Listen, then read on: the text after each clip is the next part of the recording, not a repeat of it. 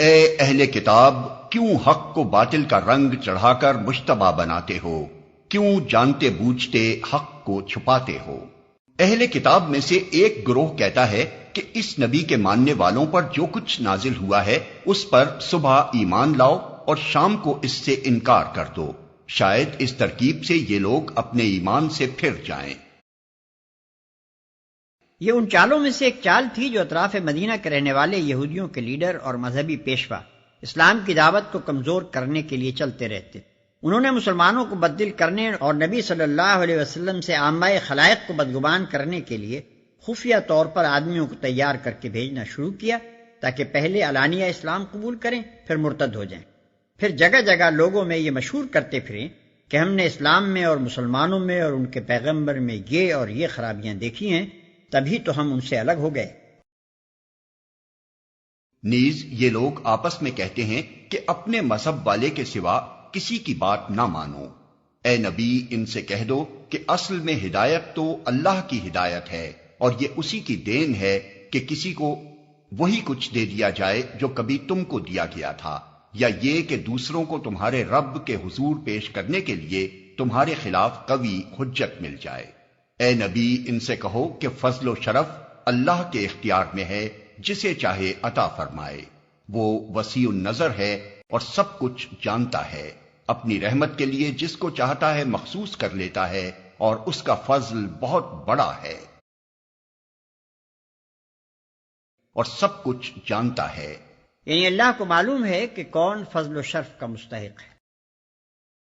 اہل کتاب میں کوئی تو ایسا ہے کہ اگر تم اس کے اعتماد پر مال و دولت کا ایک ڈھیر بھی دے دو تو وہ تمہارا مال تمہیں ادا کر دے گا، اور کسی کا حال یہ ہے کہ اگر تم ایک دینار کے معاملے میں بھی اس پر بھروسہ کرو تو وہ ادا نہ کرے گا، الا یہ کہ تم اس کے سر پر سوار ہو جاؤ۔ ان کی اس اخلاقی حالت کا سبب یہ ہے کہ وہ کہتے ہیں امیوں یعنی غیر یہودی لوگوں کے معاملے میں ہم پر کوئی مواخذہ نہیں ہے، اور یہ بات وہ محض جھوٹ گھڑ کر اللہ کی طرف منسوب کرتے ہیں، حالانکہ انہیں معلوم ہے کہ اللہ نے ایسی کوئی بات نہیں فرمائی ہے۔ یہ محض یہودی عوام ہی کا جاہلانہ خیال نہ تھا، بلکہ ان کے ہاں کی مذہبی تعلیم بھی یہی کچھ تھی، اور ان کے بڑے بڑے مذہبی پیشواؤں کے فقہی احکام ایسے ہی تھے۔ بائبل قرض اور سود کے احکام میں اسرائیلی اور غیر اسرائیلی کے درمیان صاف تفریق کرتی ہے۔ استثناء باب 15 آیت 1 اور 3، باب 23 آیت 20۔ تلمود میں کہا گیا ہے کہ اگر اسرائیلی کا بیل کسی غیر اسرائیلی کے بیل کو زخمی کر دے تو اس پر کوئی تاوان نہیں، مگر غیر اسرائیلی کا بیل اگر اسرائیلی کے بیل کو زخمی کرے تو اس پر تاوان ہے۔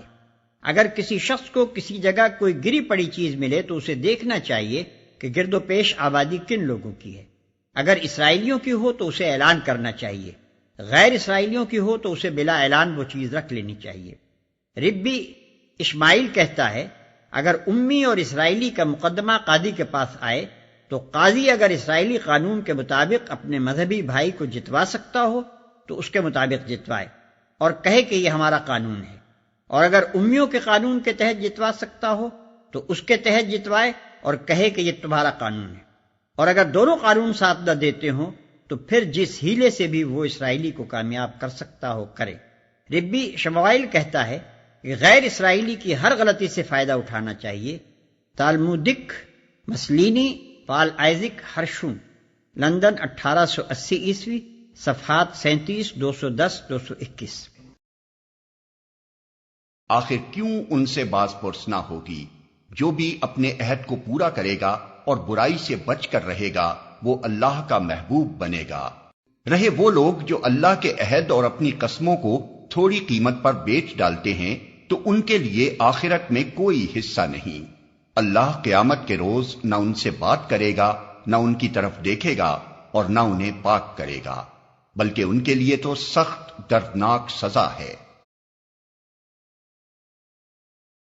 اللہ قیامت کے روز نہ ان سے بات کرے گا، نہ ان کی طرف دیکھے گا، اور نہ انہیں پاک کرے گا۔ سبب یہ ہے کہ یہ لوگ ایسے سخت اخلاقی جرائم کرنے کے بعد بھی اپنی جگہ یہ سمجھتے ہیں کہ قیامت کے روز بس یہی اللہ کے مقرب بندے ہوں گے، انہی کی طرف نظر عنایت ہوگی، اور جو تھوڑا بہت گناہوں کا میل دنیا میں ان کو لگ گیا ہے وہ بھی بزرگوں کے صدقے میں ان پر سے دھو ڈالا جائے گا، حالانکہ دراصل وہاں ان کے ساتھ بالکل برعکس معاملہ ہوگا۔ ان میں کچھ لوگ ایسے ہیں جو کتاب پڑھتے ہوئے اس طرح زبان کا الٹ پھیر کرتے ہیں کہ تم سمجھو جو کچھ وہ پڑھ رہے ہیں وہ کتاب ہی کی عبارت ہے، حالانکہ وہ کتاب کی عبارت نہیں ہوتی۔ وہ کہتے ہیں کہ یہ جو کچھ ہم پڑھ رہے ہیں یہ خدا کی طرف سے ہے، حالانکہ وہ خدا کی طرف سے نہیں ہوتا۔ وہ جان بوجھ کر جھوٹ بات اللہ کی طرف منسوب کر دیتے ہیں، حالانکہ وہ کتاب کی عبارت نہیں ہوتی۔ اس کا مطلب اگرچہ یہ بھی ہو سکتا ہے کہ وہ کتاب الہی کے معنی میں تحریف کرتے ہیں یا الفاظ کا الٹ پھیر کر کے کچھ سے کچھ مطلب نکالتے ہیں، لیکن اس کا اصل مطلب یہ ہے کہ وہ کتاب کو پڑھتے ہوئے کسی خاص لفظ یا فقرے کو جو ان کے مفاد یا ان کے خود ساختہ عقائد و نظریات کے خلاف پڑھتا ہو، زبان کی گردش سے کچھ کا کچھ بنا دیتے ہیں۔ اس کی نظیریں قرآن کو ماننے والے اہل کتاب میں بھی مفقود نہیں ہیں۔ مثلا بعض لوگ جو نبی کی بشریت کے منکر ہیں، آیت قل انما انا بشر مثلکم میں انما کو انا ما پڑھتے ہیں اور اس کا ترجمہ یوں کرتے ہیں کہ اے نبی کہہ دو کہ تحقیق نہیں ہوں میں بشر تم جیسا۔ کسی انسان کا یہ کام نہیں ہے کہ اللہ تو اس کو کتاب اور حکم اور نبوت عطا فرمائے اور وہ لوگوں سے کہے کہ اللہ کے بجائے تم میرے بندے بن جاؤ۔ وہ تو یہی کہے گا کہ سچے ربانی بنو، جیسا کہ اس کتاب کی تعلیم کا تقاضا ہے جسے تم پڑھتے اور پڑھاتے ہو۔ وہ تو یہی کہے گا کہ سچے ربانی بنو۔ یہودیوں کے ہاں جو علماء مذہبی عہدیدار ہوتے تھے اور جن کا کام مذہبی امور میں لوگوں کی رہنمائی کرنا اور عبادات کے قیام اور احکام دین کا اجرا کرنا ہوتا تھا، ان کے لیے لفظ ربانی استعمال کیا جاتا تھا، جیسا کہ خود قرآن میں ارشاد ہوا ہے لولا ینہاہم الربانیون والاحبار عن قولہم الاسم واکلہم السحت۔ اس کا ترجمہ ہے ان کے ربانی اور ان کے علماء ان کو گناہ کی باتیں کرنے اور حرام کے مال کھانے سے کیوں نہ روکتے تھے۔ اسی طرح عیسائیوں کے ہاں لفظ ڈیوائن بھی ربانی کا ہی ہم معنی ہے۔ وہ تم سے ہرگز یہ نہ کہے گا کہ فرشتوں کو یا پیغمبروں کو اپنا رب بنا لو۔ کیا یہ ممکن ہے کہ ایک نبی تمہیں کفر کا حکم دے جبکہ تم مسلم ہو؟ یہ ان تمام غلط باتوں کی ایک جامع تردید ہے جو دنیا کی مختلف قوموں نے خدا کی طرف سے آئے ہوئے پیغمبروں کی طرف منسوب کر کے اپنی مذہبی کتابوں میں شامل کر دی ہیں، اور جن کی روح سے کوئی پیغمبر یا فرشتہ کسی نہ کسی طرح خدا اور معبود قرار پاتا ہے۔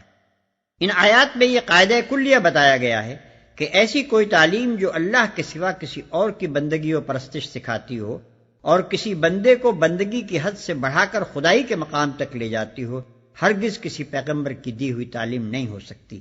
جہاں کسی مذہبی کتاب میں یہ چیز نظر آئے، سمجھ لو کہ یہ گمراہ کن لوگوں کی تحریفات کا نتیجہ ہے۔